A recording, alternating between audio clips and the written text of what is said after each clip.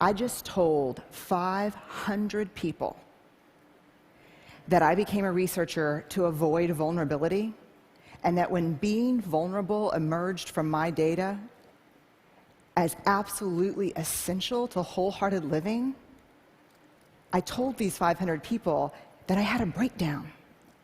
I had a slide that said breakdown. At what point did I think that was a good idea?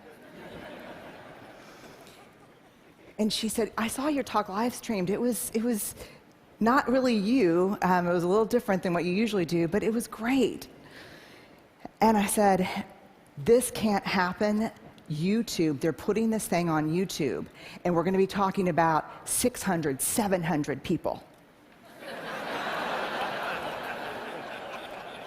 And she said, well, I think, it's too late. And I said, let me ask you something. And she said, yeah. And I said, do you remember when we were in college and really wild and kind of dumb? She said, yeah. And I said, remember when we leave a really bad message on our ex-boyfriend's answering machine? Then we'd have to break into his dorm room and then erase the tape. And she goes, no. So, of course, the only thing I could think of to say at that point was, yeah, me neither.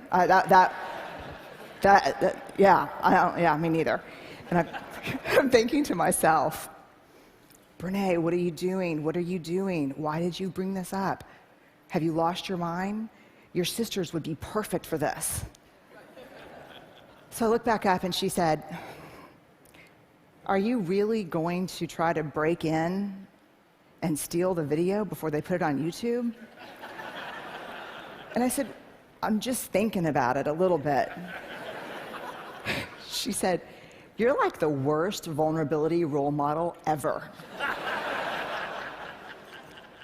And then I looked at her and I said something that at the time felt a little dramatic, but ended up being more prophetic than dramatic. I said, if 500 turns into 1,000 or 2,000, my life is over.